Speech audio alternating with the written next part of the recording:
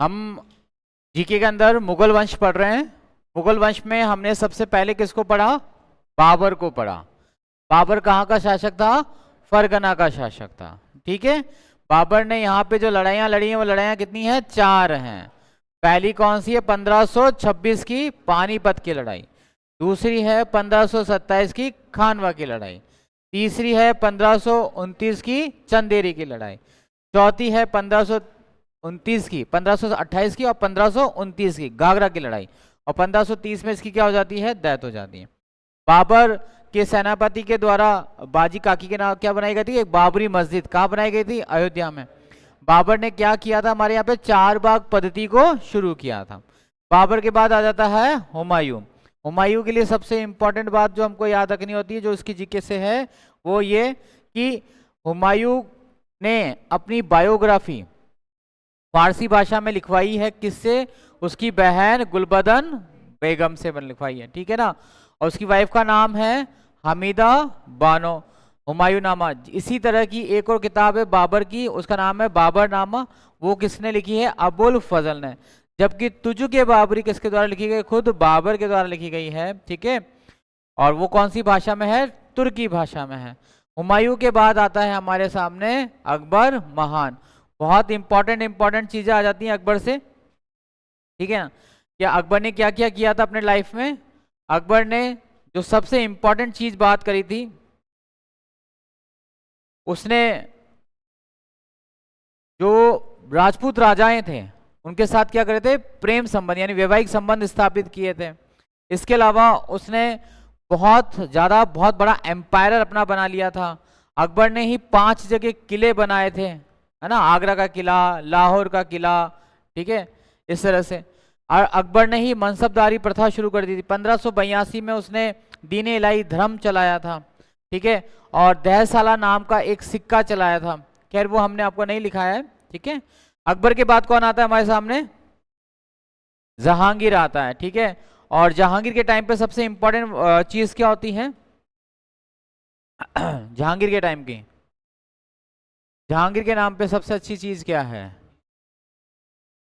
हाँ, उसके बचपन का नाम सलीम था और शेख सलीम चिश्ती के नाम से वो, हाँ, उसका जन्म हुआ था। ठीक है, इसने सिखों के कौन से गुरु को, कौन से नंबर के? 5वें नंबर के गुरु को, अर्जुन देव जी को क्या लगा दिया? फांसी पे लटका दिया था। ठीक है, और जहांगीर ने भी अपनी आत्मकथा लिखी है, उसका नाम है तुजुके जहांगीरी, जहांगीर नामा, जिसको हमने बताया था आपको। ठीक है, इसकी पत्नी थी जिसका नाम था मेहरुनिसा, है ना। उसी को हम किसके नाम से जानते हैं? नूरजहां के नाम से। और इसकी पत्नी ने अपने पिता गियास बेग के नाम पर क्या बनाया था? एतमाउद्दौला का मकबरा। और एतमाउद्दौला का मकबरा भारत में बनने वाला सफेद संगमरमर की पहली इमारत है। आपका पहला क्लास है ना, तो आप थोड़ा अंडरस्टैंड करो। पढ़ा है कभी मुगल? मुगल पढ़ा है? मेरी बात थोड़ी बहुत समझ में आ रही है ना। अब इसके बाद आते हैं हम शाहजहां पे। ठीक है, शाहजहां की सबसे अच्छी खूबसूरती देखो, जहांगीर का जो टाइम पीरियड है वो क्या माना जाता है? गोल्डन पीरा ऑफ पेंटिंग, है ना। गोल्डन मतलब कि चित्रकला का स्वर्णकाल। जबकि शाहजहां का शासनकाल क्या माना जाता है? Golden era of Mughal architecture, Mughal स्थापत्य कला का स्वर्णकाल। मतलब हमारे भारत में जितनी भी खूबसूरत इमारतें बनी हैं वो मैक्सिमम किसके टाइम पीरियड की है? शाहजहां के टाइम की है। ठीक है, और जितनी भी खूबसूरत पेंटिंग मुगल टाइम की भारत में बनी है वो किसके टाइम की है? जहांगीर के नाम की है। जहांगीर के नाम पर ही 2 अंग्रेजों के बारे में भी बताया था मैंने आपको। क्या क्या नाम था उनका? एक का नाम था सर हॉकिंस और एक का नाम था सर टॉमस रो। बताया था यहाँ तक तो कल बता दिया था ना मैंने। परमिशन कौन लेके गया? Sir Thomas Roe. कैसे लेके गया वो भी मैंने बताया, वो आप मत बताना किसी और को, वो मैंने आपको अपने तरीके से बताया। ठीक है, ये है हमारी हमारी हमारी तुम्हारी नहीं, हमारी। ये कौन है? नूरजहां, मुमताज, ओ क्या सॉरी, मेहरुनिसा। और ये है एतमाउद्दौला का मकबरा। ठीक है, सफेद संगमरमर से बना है। इसके बाद आ गया था हमारे शाहजहां। शाहजहां का टाइम पीरियड कब से कब तक है? 1628 से लेकर 1658 तक है। कब तक है? 1628 से लेकर 1658 तक का जो है इसका टाइम पीरियड है।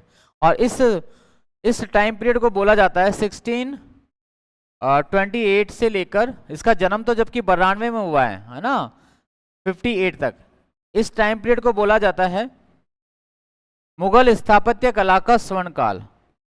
मुगल स्थापत्य कला का स्वर्ण काल इसे बोला जाता है, स्वर्ण काल बोला जाता है। शाहजहां के टाइम पे काफी अच्छी अच्छी चीजें बनी हैं। अब जो मेन चीज बनी थी जिसमें से हमारे पास क्या था, एक ताज महल था, ठीक है। इसके बचपन का नाम आपको बता ही दिया था, क्या नाम था इसके बचपन का नाम, खुर्रम। क्या नाम था इसका, खुर्रम, ठीक है। इसने दिल्ली का लाल किला बनाया, किसने, शाहजहां ने, हाँ शाहजहां ने बनाया दिल्ली का लाल किला, और उसी में बनाया था तख्ते आम, तख्ते ताउस, जहां पे लगा हुआ था कोहिनूर का हीरा, ठीक है। सबसे खूबसूरत चीज तो क्या है इसकी, ताजमहल, जो किसकी याद में बना हुआ है, मुमताज महल की याद में बना हुआ है, ठीक है। ये जो ताजमहल है, इस ताजमहल का के बारे में दो चीज पूछी जाती है कि इसका वास्तुकार कौन था, और इसका ये जो डिजाइन है वो डिजाइन किसने बनाया, कहां से लाया, ये इंस्पायरेशंस क्या है। तो आपको इस पे याद रखना है, एक मकबरा आया था जो बनाया था हाजी बेगम ने, उसका नाम था हुमायूं का मकबरा। देखा था आपने पहले हुमायूं का मकबरा, हुमायूं का मकबरा दिखाया था, देखो मैंने आपको, बादशाह, दैट इज, देखो ये हुमायूं का मकबरा है, ठीक है, और ये हमारा ताजमहल है, ये ताजमहल है। अगर आप इनको दोनों को थोड़ा साथ साथ लेके देखोगे तो आपको आइडिया लगेगा कि अगर जो है हमारे इसको इंस्पायरेशन जो है वो कहाँ से मिली है, इसी से मिली है। ये देखो, है ना, आप देखो इसके सामने भी चार बाग है, पानी है, और यहाँ पे भी आपको पानी, दोनों किनारे पेड़ हैं, पेड़ हैं, बीच में बड़ा दरवाजा है, बीच में बड़ा दरवाजा है, सबसे सेंटर में गुंबद है, यहाँ पे भी गुंबद है, और लेफ्ट और राइट में भी गुंबद है, ठीक है। बस इसके अंदर थोड़ी सी और आर्ट्स को जोड़ा गया, थोड़ी और कला का मिश्रण किया गया, ठीक है। तो ये याद रखिएगा। तो कहाँ से आई इसको इंस्पायरेशन, इसकी प्रेरणा हुमायूं के मकबरे से मिली, इसकी प्रेरणा हुमायूं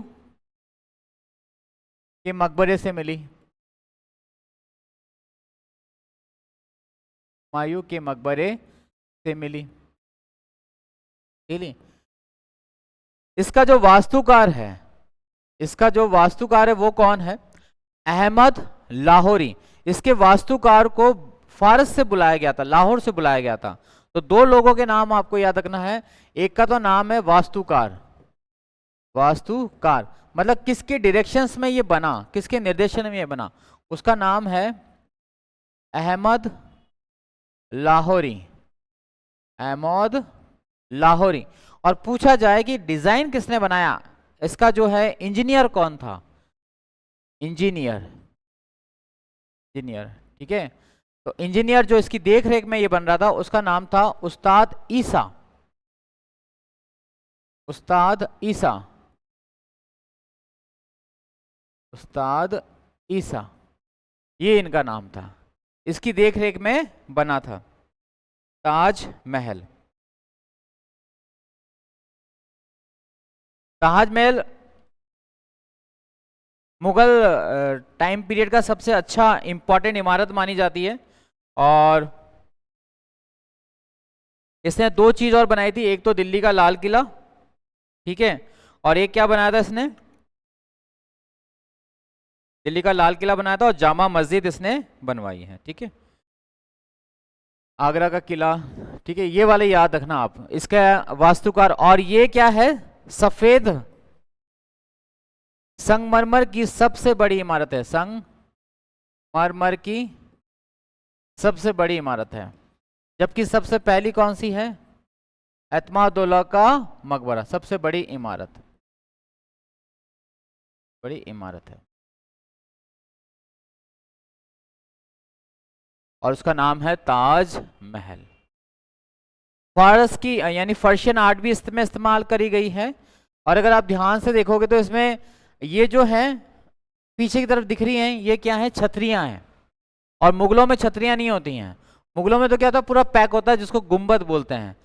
तो भारत का ताजमहल पहली ऐसी इमारत है जिसमें राजस्थानी चित्रकला भी, राजस्थानी कला भी देखने को मिलती है।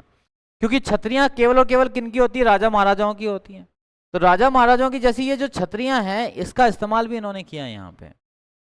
ये राजस्थानी कला का एक छोटा सा उदाहरण है जिसका इस्तेमाल मुगल स्थापत्य कला में हुआ था।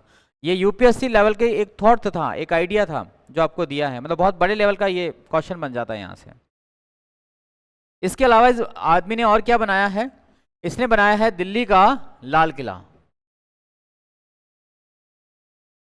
दिल्ली का लाल किला बनवाया। आपको याद रखना है, दिल्ली का लाल किला किसने बनवाया है? शाहजहां ने बनवाया है, ठीक है। और इसी लाल किले के अंदर 3 महल बने हुए हैं। एक का नाम है दीवाने आम, एक का नाम है दीवाने खास, एक का नाम है तख्ते ताउस, ठीक है। छोटे छोटे, एक का नाम है दीवान ए आम। दीवान ए आम का मतलब इसमें आम लोग जो हैं वो जा आ सकते हैं, जिनसे मुलाकात होती है, जहां दरबार लगता है। दूसरे का नाम है दीवान आ खास। इसमें केवल कुलीन वर्ग को ही जाने की इजाजत थी। यहाँ पे केवल जो नजदीक होते हैं राजा के, वही लोग इसमें जा सकते हैं। और इसी दरबार के अंदर एक सिंहासन रखा हुआ था। उस सिंहासन का नाम है, वो जो इसका सिंहासन था, सिंहासन, उसका नाम है तख्ते ताउत।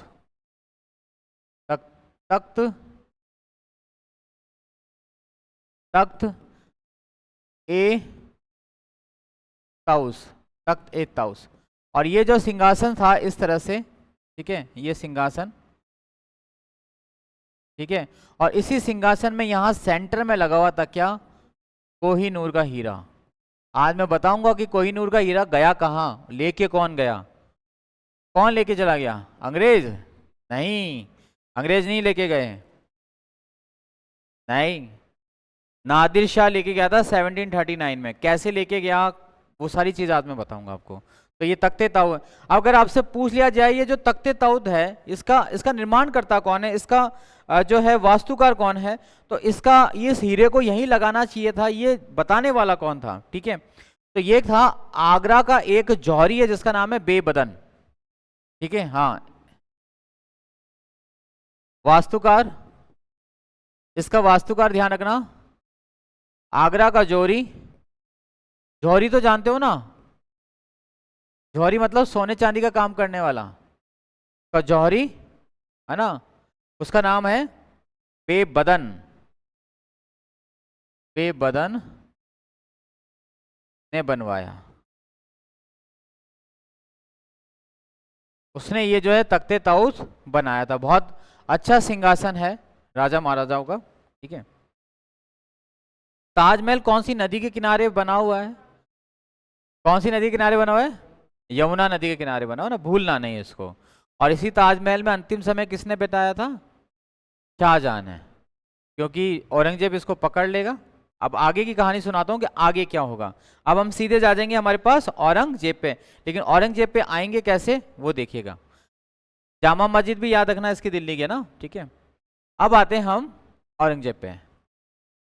एक व्यक्ति है जिसका नाम है शाहजहां। शाहजहां की सबसे फेवरेट जो पंत्नी है उसका नाम क्या है? मुमताज महल। मुमताज महल, ठीक है। इन दोनों के टोटल 14 बच्चे हुए। कितनी संतानें हुई? 14 संतानें हुई। इन 14 संतानों में से केवल 7 जिंदा रही, बाकी 7 होते ही क्या हो गई? मर गई। आप साइंस में पढ़ते होंगे, रक्त वाला एक चैप्टर आता है, प्लस प्लस माइनस प्लस, ऐसा कि खून चढ़ाना चाहिए या उसको नहीं चढ़ाना चाहिए, प्लस वाली माता को, ऐसा कुछ पढ़ते होंगे आप साइंस में। वो वाली चीज इनके साथ हुई थी, ठीक है। और इसकी वजह से 7 इसके जो बच्चे थे वो होते ही मर गए। जिंदा कितने रहे? 7 जिंदा रहे। अब इन 7 में से जो जिंदा रहे, तो इसमें 4 तो क्या थे? लड़के थे, 4 लड़के थे और 3 लड़कियां थी। 3 लड़कियां जो हैं इसकी जिंदा रह गई। आपको ये नहीं लिखना है, आपको तो ये याद रखना है कि वो किसका लड़का था, वो किसकी लड़की थी। चारों के नाम बता रहा हूं, ध्यान रखिएगा। इसका जो बड़ा लड़का जिंदा रहा उसका नाम है दारा शिको। क्या नाम था? दारा शिको। तो आप दारा शिको किसका लड़का है? शाहजहां का। दूसरा जो है उसका नाम है औरंगजेब। औरंगजेब। तीसरा जो है उसका नाम है मुराद। मुराद शाह मुराद बोलते हैं इसको वैसे, मुराद शाह। ठीक है।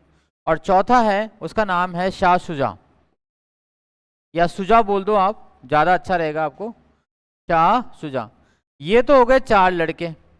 तो आपको याद रखना है कि मुराद किसका लड़का है, शुजा किसका लड़का है, औरंगजेब किसका लड़का है और दारा शिकोह किसका लड़का है। ठीक है। इसी तरह से इसकी 3 लड़कियां हैं। कल मैंने एक लड़की का नाम बताया, भी 2 लड़कियों का नाम बताया था कल मैंने आपको। जो बड़ी लड़की है उस बड़ी लड़की का नाम है जहान आरा। जहान आरा। जो दूसरी लड़की है उसका नाम है रोशन आरा। रोशन आरा। ठीक है। और जो तीसरी लड़की है उसका नाम है गोहन आरा। गोहन आरा।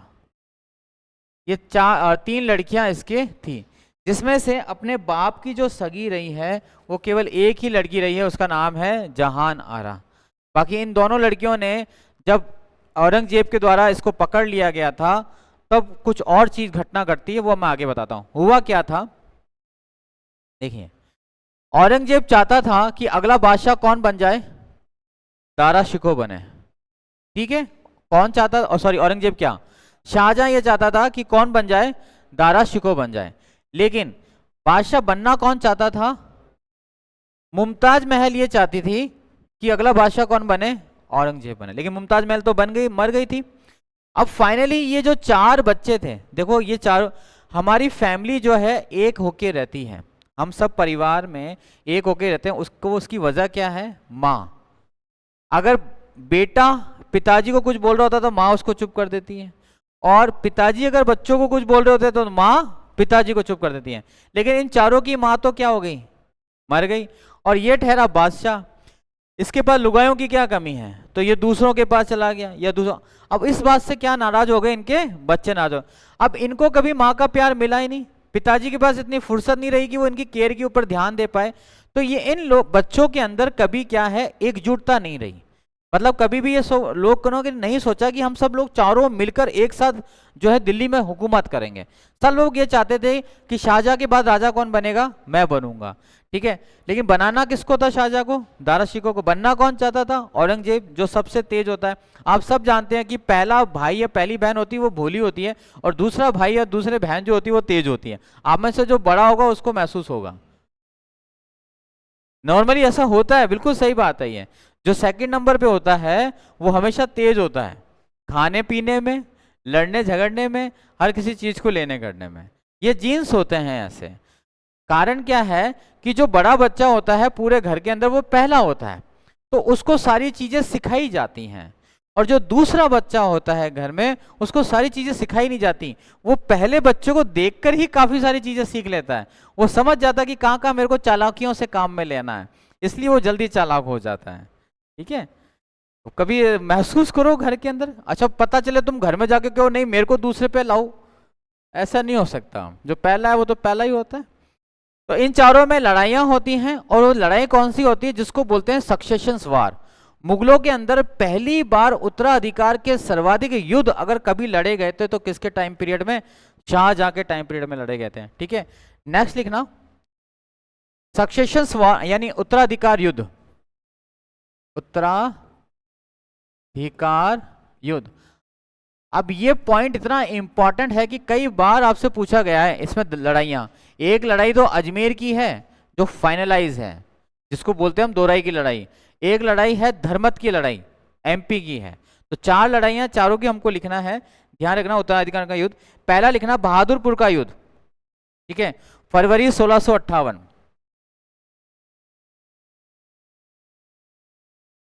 बहादुरपुर का युद्ध 14 फरवरी 1658। तारीख याद नहीं रखनी है लेकिन साल याद रखना है आपको, सीक्वेंस याद रखना है, यानी फरवरी 1658 याद रखना है आपको। 14 फरवरी को किसका जन्म हुआ था?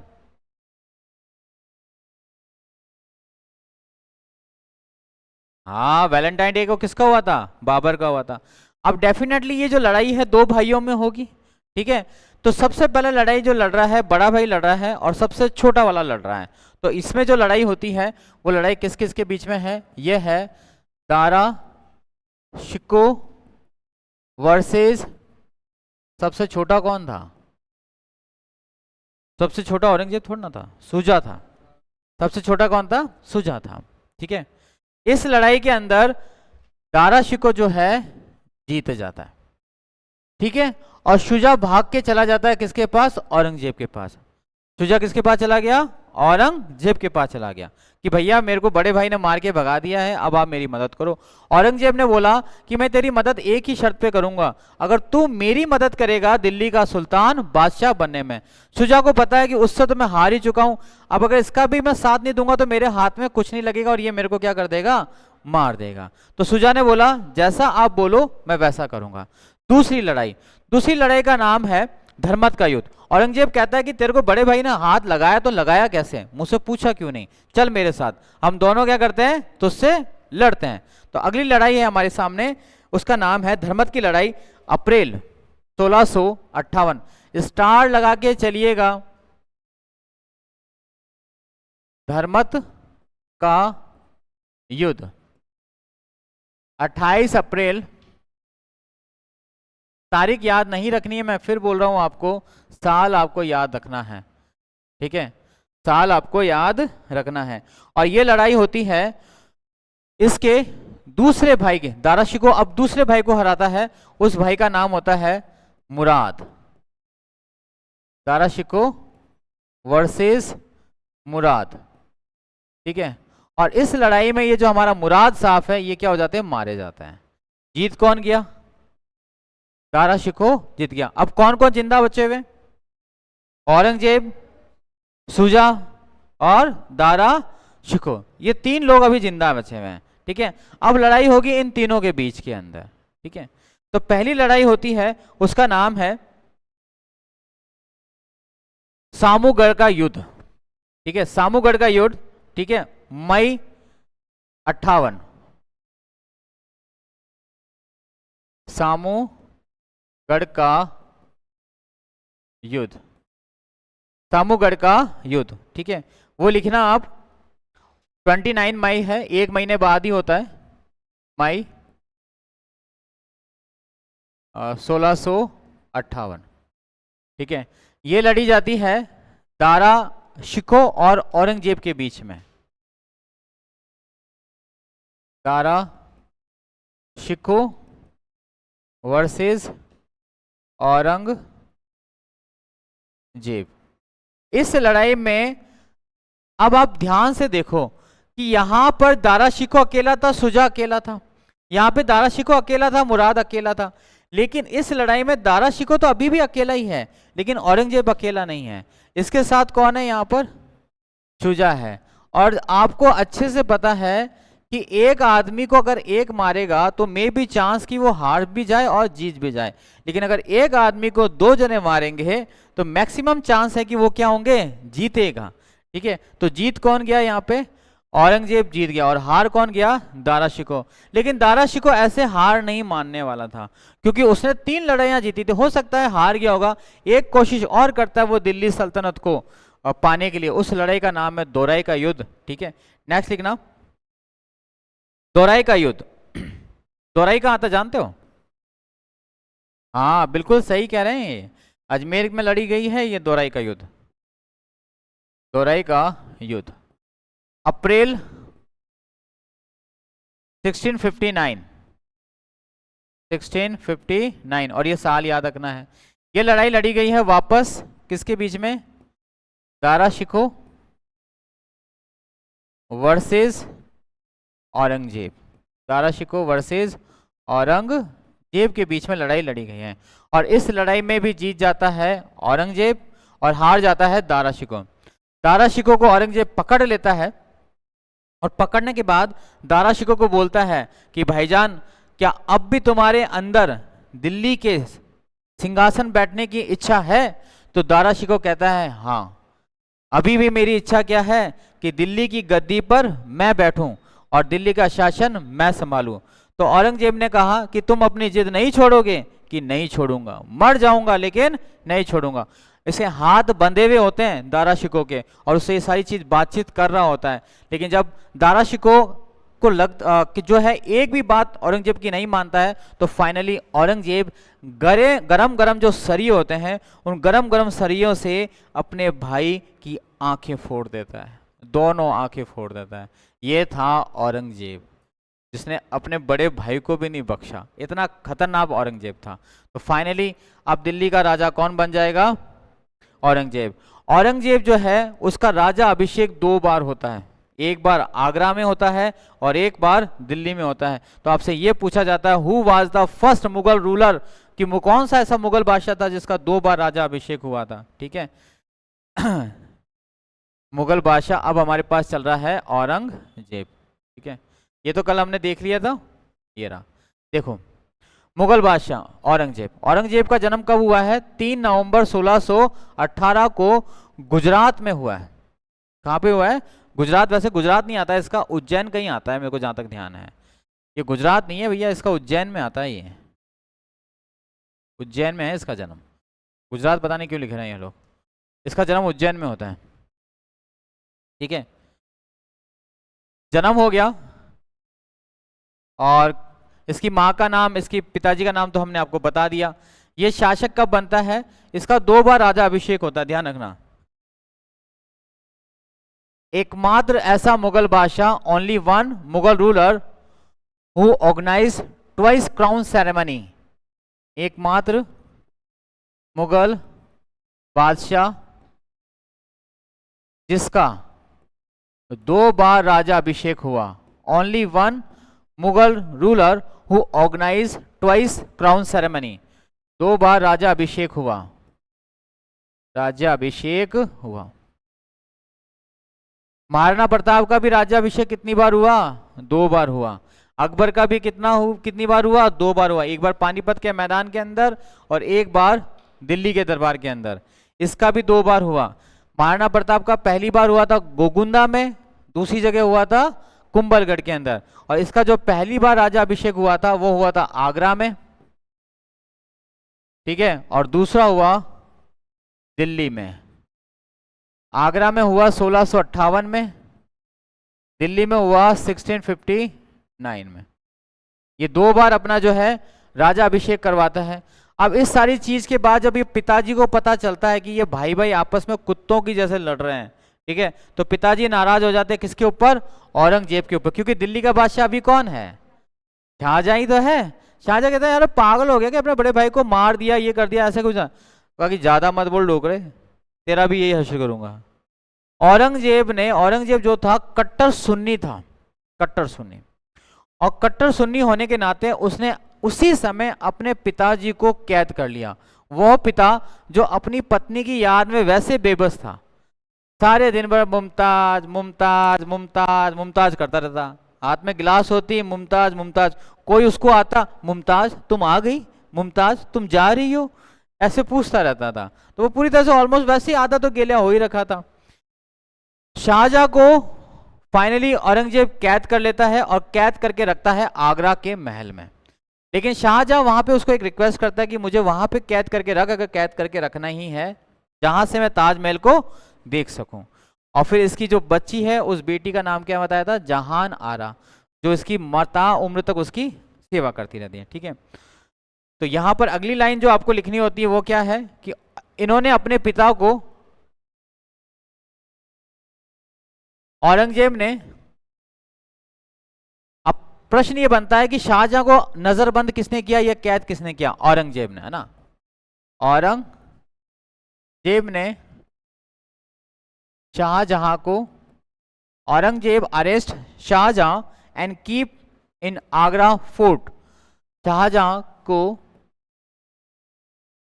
कैद करके आगरा के किले में रखा। आगरा के किले या आगरा के जेल में ना, किले में रखा। इंपॉर्टेंट फैक्ट ये नहीं है, इंपॉर्टेंट फैक्ट ये है कितने साल, कितने साल। 1658 के अंदर जो है उसको पकड़ लिया था और 1666 में शाहजहां की डेथ हो गई थी। तो बताओ कितने साल ये कैद में रहा? 8 साल रहा ना। 1658, 6 साल बताया था, 58 से लेकर 66। देखो आप देखो यहाँ पे, जब हम देखते हैं इसका टाइम पीरियड, मुगल बादशाह शाहजहां का टाइम पीरियड कब से कब तक है? 1628 से 58 तक है। 58 में वो जो राजा बन गया औरंगजेब, ठीक है, उसने 58 में पकड़ लिया। इसकी डेथ कब हुई है? 86 में हुई। तो 6 साल तो ये हो गए, 2 साल ये हो गए, कितने हो गए? 8 साल कैद रखा इसको, है ना। ये याद रखना, ये यहाँ पे लिखना आप, कैद रखा 8 वर्ष तक, 8 वर्ष तक। अब क्वेश्चन पूछा जाता है सिंपल सा कि शाहजहां कितने वर्ष तक जेल में रहा? बताओ, मुगल बादशाह जेल में रह रहा, मुगल बादशाह जिंदा रहते हुए। ऐसा भी क्या बच्चा होना जो अपने पिता को ही क्या कर ले? कैद कर ले, ठीक है। बहुत अजीब अजीब जो चीज थी इसके साथ। औरंगजेब जो है अब मुगल बादशाह बन जाता है और इसको बहुत अच्छी अच्छी जो है आदतें भी थी, अगर बुरी आदतें थी। जैसे इसको कुरान जो है बहुत अच्छे से पढ़ना आता था, ये कट्टर सुन्नी था। जब लोग इससे बात करते तो ऐसा लगता था कि जैसे खुदा बात कर रहा है, इसीलिए इसको टाइटल दे दिया जाता था आलमगीर। क्या बोला जाता था इसको? आलमगीर। इंपॉर्टेंट है, ध्यान रखना, इसका उपाधि है। मुगल बादशाह में सबसे पहला टाइटल जो है इसी को दिया गया था। औरंगजेब को आलमगीर के नाम से जाना जाता है। Alamgir. Aurangzeb also know by the name Alamgir नाम से जाना जाता है, आलमगीर के नाम से इसको जाना जाता है, ठीक है। अकबर की पहली पत्नी का नाम क्या था? अकबर की पहली पत्नी का नाम क्या था? सलीमा बानो। अकबर की दूसरी पत्नी का नाम क्या था? तीसरी का नाम क्या है?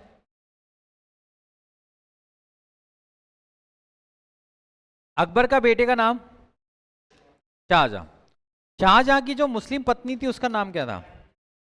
जहांगीर था। तो जहांगीर की मुस्लिम जो पत्नी थी उसका नाम क्या था? मेहरुनिसा या नूरजहां। शाहजहां की जो मुस्लिम पत्नी थी उसका नाम क्या था? अंजुमन बानो बेगम या मुमताज महल। ये जो पर्सन था औरंगजेब, ये अपनी वाइफ को भारत से नहीं लाया। ये जो बाकी थी मुमताज महल और नूरजहां, ये तो यहीं पर रह रही थी। ये अपनी पत्नी को लेकर आया ईरान से। इसने जो शादी करी वो कहाँ करी? ईरान में करी, ठीक है। और ईरान से एक मलिका को लेकर आया। ईरान की प्रिंसेस थी, उसका नाम था मलिका दुर्रानी, है ना। मलिका दुर्रानी लिखिए ना। इसने इसका विवाह दिलरस बानो, ठीक है। औरंगजेब ने ईरान राजकुमारी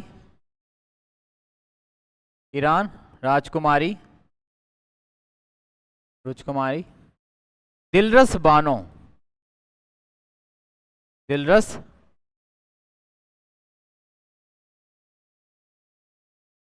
बानो से विवाह किया। तो औरंगजेब की पत्नी का नाम क्या है? ये इतना अच्छा मुस्लिम था कि इसने ताउम्र एक ही पत्नी रखी, उसका नाम था दिलरस बानो। लेकिन जितना कट्टर औरंगजेब था उससे ज्यादा कट्टर थी दिलरस बानो। इसके प्रभाव में आकर औरंगजेब इतना ज्यादा कट्टर हो गया कि उसने ये ठान लिया कि इस हिंदुस्तान के अंदर हिंदू धर्म नहीं रहेगा। धर्म तो कौन सा रहेगा? इस्लाम धर्म रहेगा। इसलिए यहां पर इसने मूर्ति पूजा बंद करवा दी, मंदिरों को तुड़वाना शुरू कर दिया। बहुत सारी चीजें हुई यहाँ पर और बहुत सारी कम्युनिटी जो है इसके टाइम पीरियड में इसके अगेंस्ट आ गए। इसने जो श्री कृष्ण के मंदिर तुड़वाना शुरू कर दिया सबसे पहले बनारस में, ठीक है।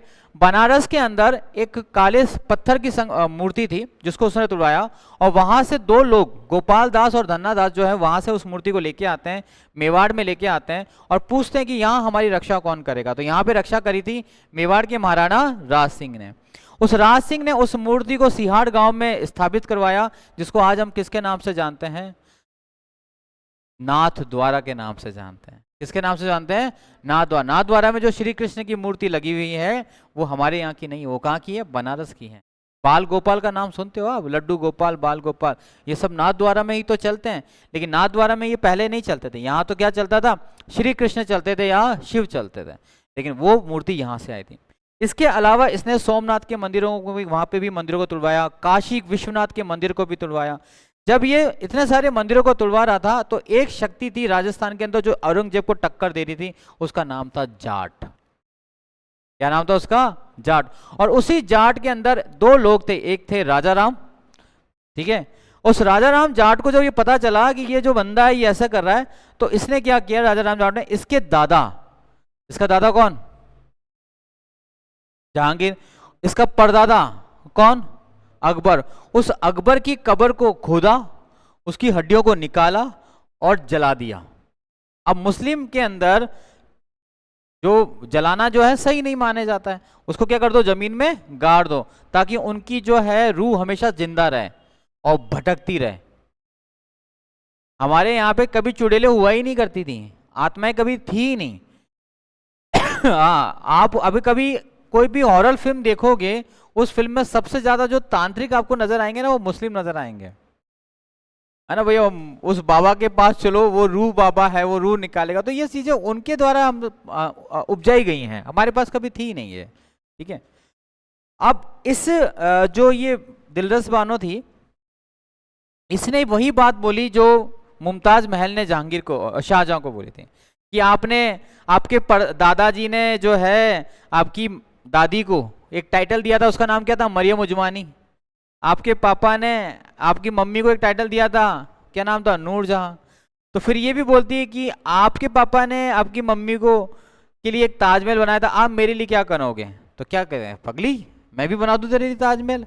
लेकिन वो ताजमहल कौन से पत्थर का बना हुआ था? सफेद संगमरमर का।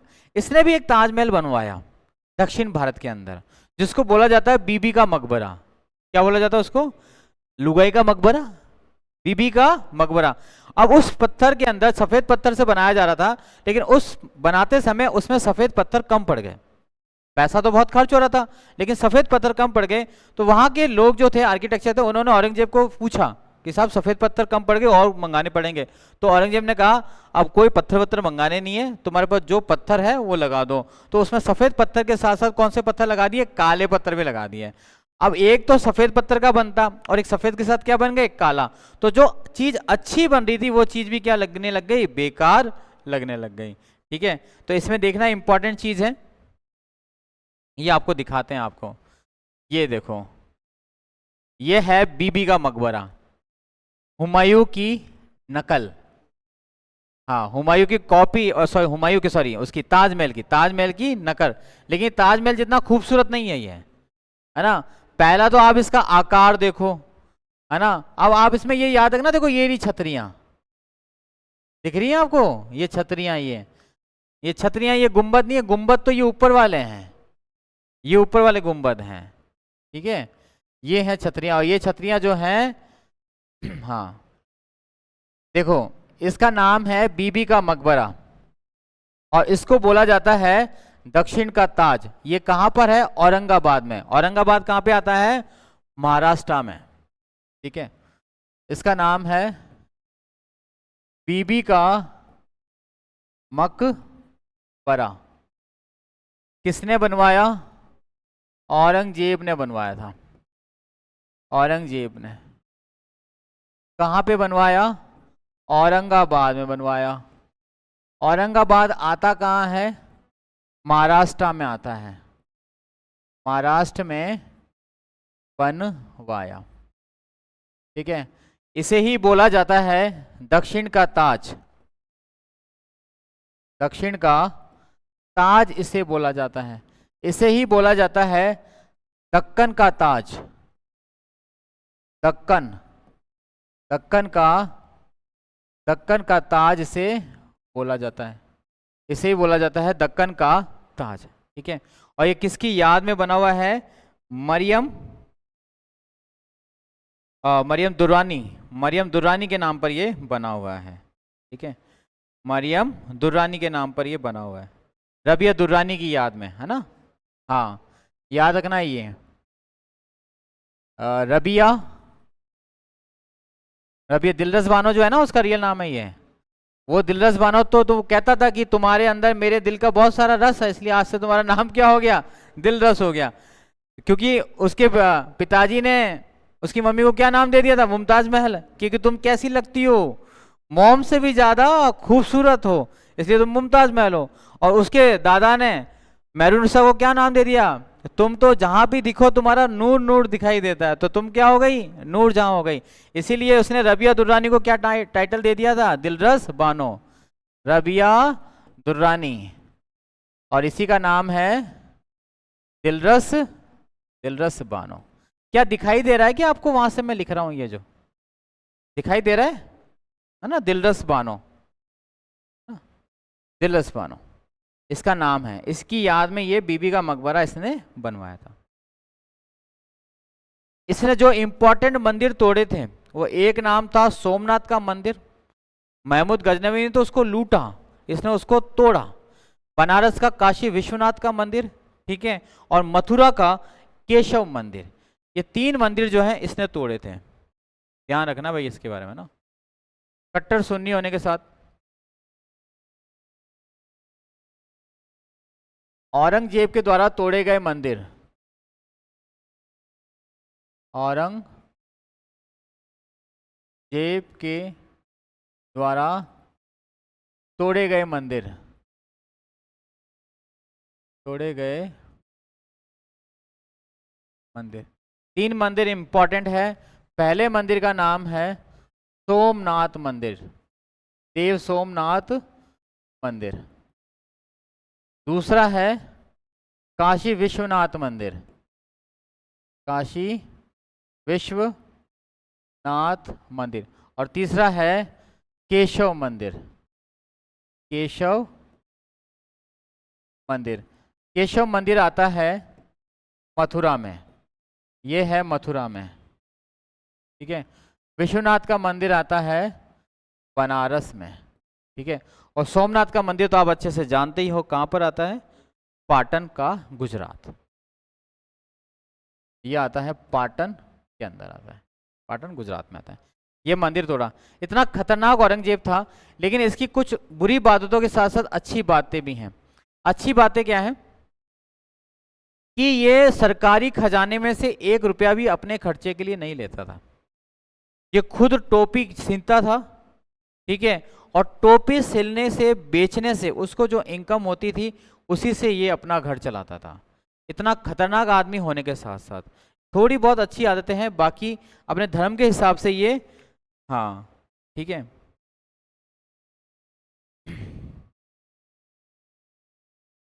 औरंगजेब को ही बोला जाता है जिंदा पीर, औरंगजेब को ही क्या बोला जाता है? जिंदा पीर बोला जाता है। इसे ही जिंदा पीर के नाम से जानते हैं, कहा जाता है, जिंदा पीर कहा जाता है। 2 नाम मिलते हैं हम इसको, एक तो इसको जिंदा पीर बोलते हैं, और एक नाम इसको बोलते हैं जो है दरवेश, दरवेश के नाम से भी जानते हैं इसको ना, जिंदा पीर व दरवेश, दरवेश कहा जाता है, दरवेश कहा जाता है।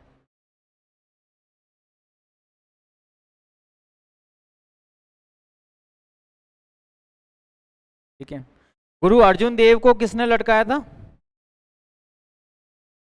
जहांगीर ने, ठीक है, क्योंकि उन्होंने किसका साथ दिया था? खुसरो का।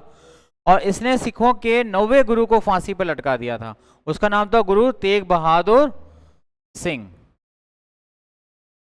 9वें सिख गुरु, 9वें सिख गुरु तेग बहादुर, तेग बहादुर को फांसी पर लटकाया, फांसी पर लटकाया। कारण क्या था पता है? हाँ, दारा शिकोह का साथ नहीं, ये नहीं है, इसमें एक और चलता है। इसके टाइम पे विद्रोह हुआ था, सिख विद्रोह, है ना। उस सिख विद्रोह का नेतृत्व इन्होंने किया था, क्योंकि ये केवल हिंदू धर्म को नुकसान नहीं पहुंचा रहे थे, बाकी जो धर्म थे वो ये उसको भी नुकसान पहुंचा रहा था। कि ये कहता है कोई पंजाबी फारसी कुछ नहीं होता है, मैक्सिमम कौन सा धर्म होना चाहिए? इस्लाम। और जो इस्लाम को नहीं मानता वो क्या है? काफिर। जो इस्लाम को नहीं मानता वो कौन है? काफिर। इसने जजिया कर भी वापस से लगाया था। जो जजिया कर किसने हटा दिया था? अकबर ने हटा दिया था, ठीक है। अब कुछ छोटे छोटे मुगल बादशाह आएंगे, उनसे जुड़ा हुआ जितना भी फैक्ट्स होगा वो मैं सारा आपको बताता हूँ, वरना तो ये मुगल चलता रहेगा, ठीक है। ये औरंगजेब था, ये बीबी का था। अगला है आजम शाह। मैंने बताया था आपको टोटल कितने थे हमारे सामने? 19 थे। इस आजम शाह के बारे में सबसे इंपॉर्टेंट बात पता है क्या है? ये सबसे ज्यादा उम्र में दिल्ली का बादशाह बना, लगभग 65 साल की उम्र में। 65 साल में मुगल बादशाह बना ही है। अपने बच्चों को राजा नहीं बनने दिया इसने। औरंगजेब काफी लंबे टाइम तक रहा था, सबसे ज्यादा उसका है लंबा शासनकाल है। जब ये मरा तो इसके बच्चों ने इतने नाराज हुए, इसके बच्चे, उन्होंने इसके मरे हुए शरीर को 1 महीने तक जिंदा मतलब कि ऐसे पड़ा रहने दिया, इसको दफनाया नहीं। कि ऐसे आदमी को हम नहीं दफनाएंगे जिसने हमारा भविष्य सोचा नहीं। अब 65 साल में तो ये राजा बना, 10-12 साल तो रहा है, ठीक है भाई। 1707 में औरंगजेब मरा और 1712 तक ये जिंदा रहा, ठीक है। तो 5 साल ये राजा बना रहा, इसलिए इसके बच्चे जो है बहुत ज्यादा नाराज हो गए, ठीक है। इसमें कोई इंपॉर्टेंट बात नहीं है तो केवल ये सबसे अधिक उम्र दराज मुगल बादशाह, मुगल बादशाह, बादशाह। he become the ruler of Mughal in very elder age 65, ठीक है। 65 वर्ष की आयु में राजा बादशाह बना, वर्ष आयु में बादशाह बना। सबसे इंपॉर्टेंट तो यही है, ठीक है। अगला था जहादर शाह। अगला कौन है? जहादर शाह। लिखना भाई, जहादर शाह।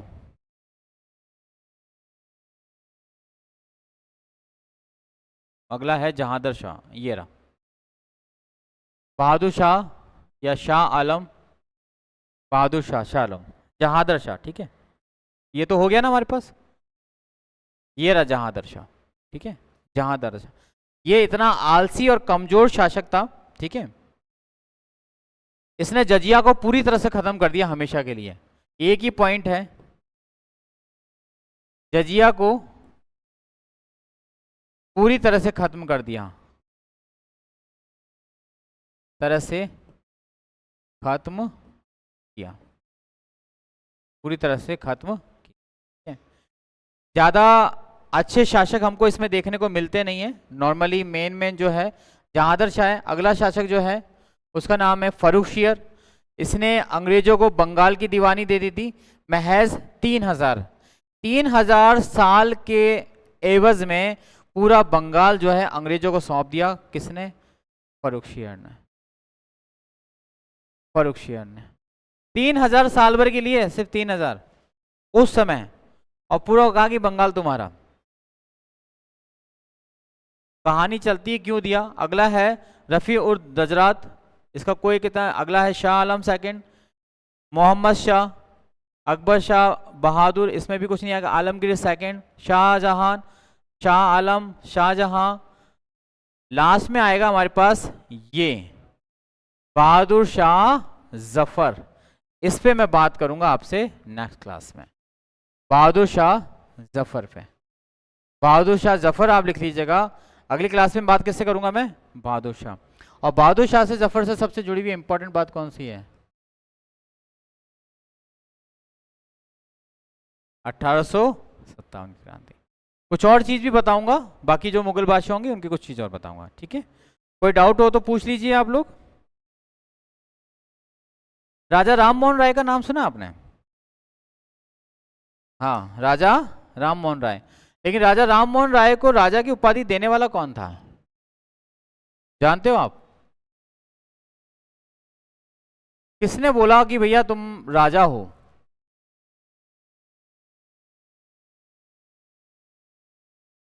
ये राज की बात बताऊंगा आपको मैं कल।